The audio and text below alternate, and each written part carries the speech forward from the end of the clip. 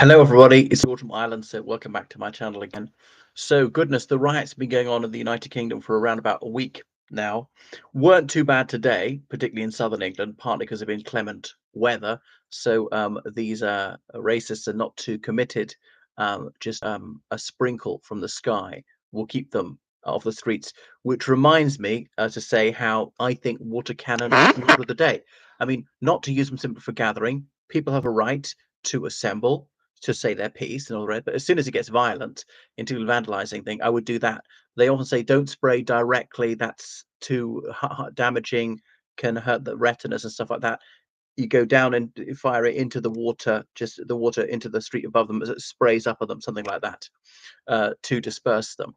But yeah, what is to be done? There has been gathering of anti-racist demonstrators. Some of that's legitimate and admirable. Sometimes they're front organizations for communists and the far left, who are equally rebarbative, just like the far right. Now, the far left are very wrong on many, many things, but not racialism, not usually. But so what can be done in terms of anti-racist publicity? It's hard to see what more the United Kingdom can do because there are anti-racist signs everywhere, and it's part of education, it's part of public policy just about everywhere. Does it even go too far and just annoy people being told racist, racist, racist, everything is racist, this is racist, that is racist, the other thing is racist, wearing certain clothes, listening to certain music? Lord Clark of Civilizations, his 1960s documentary series, that's racist. Having statues of all sorts of people is racist. The street names are racist. And people have had a surfeit of that. And they're so sick of it, is the kind of thing which drives some people towards some of those very distasteful demonstrations we've seen.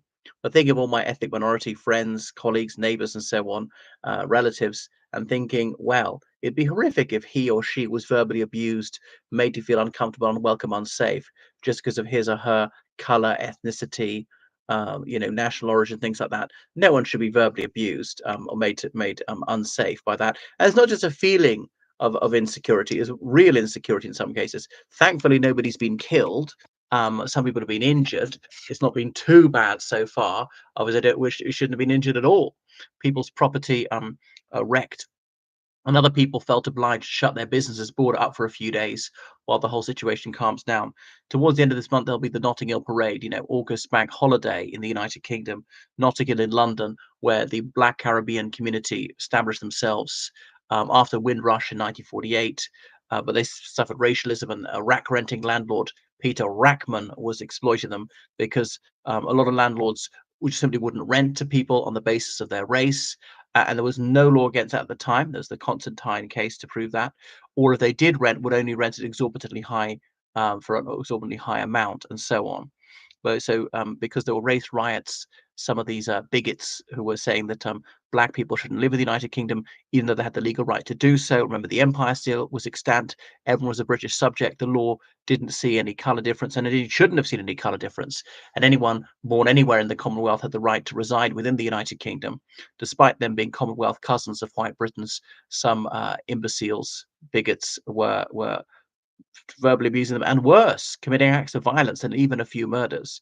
So I'm glad the Notting Hill Carnival came out of that, the greatest celebration of black culture outside of Africa. So it's been going since that Miss Jones, what was her Christian name, founded it, Claudia Jones, in the early 1960s. She died very soon after that, a communist, but not bad on absolutely everything.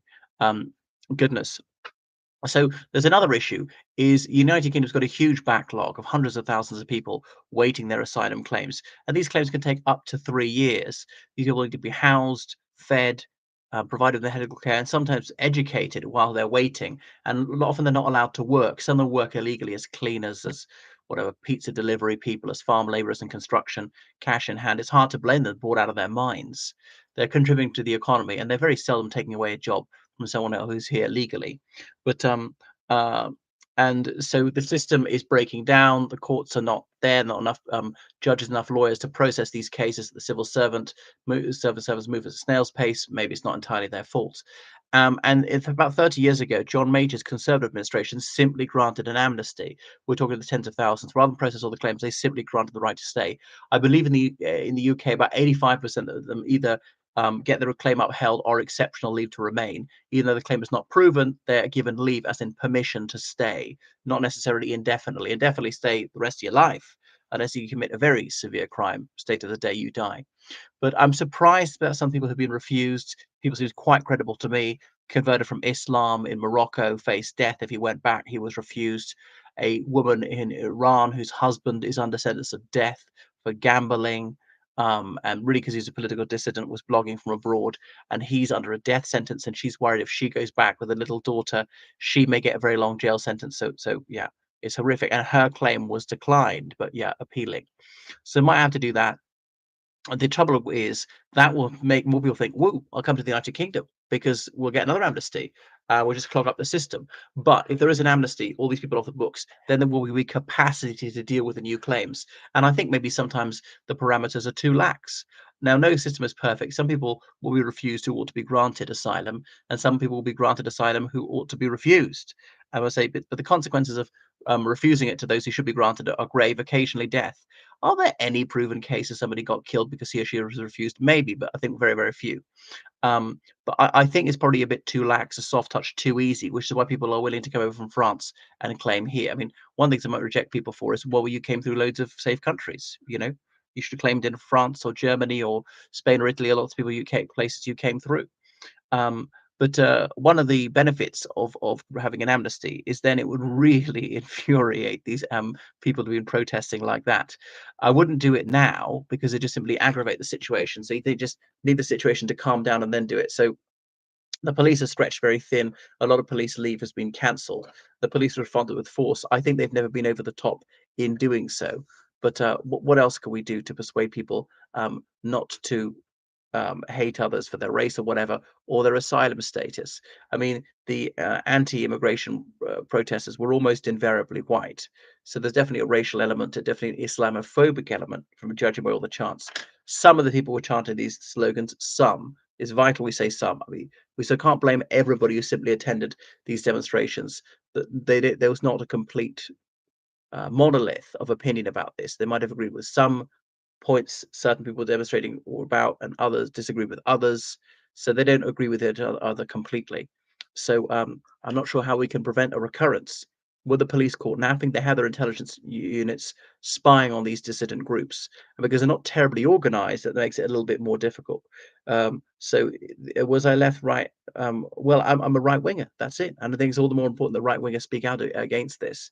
But the trouble about attending some of the anti-racist demonstrations, which I'm minded to do, is they try and say that people like me are the same as like the National Front or something, which is ludicrous, offensive, false, and dangerous. And actually, what it does is to sort of make these monsters mainstream, and they shouldn't be doing so. Um, or saying that reasonable policy about stop the boats necessarily leads to these horrific acts of violence we've seen over the last week or so. But I would obviously like to show solidarity with ethnic minority people in the United Kingdom. I mean, I'm arguably ethnic minority myself, and asylum seekers often they've come to the UK illegally, which I disapprove of. It might be excusable depending on the circumstances, but even if it's inexcusable, they shouldn't suffer violence. They shouldn't suffer intimidation. That's not on. That's absolutely noisome and nauseating. What do you think? What is the correct response to some of these very distressing scenes we've seen over the last week in the United Kingdom? And it's actually spread to Scotland as well. Previous is Northern Ireland and England. I'm not sure it's in Wales at all. Right. Thanks for watching the channel. Make sure you subscribe on Patreon. Donate on PayPal, georgecallahan79 at gmail.com. Bye.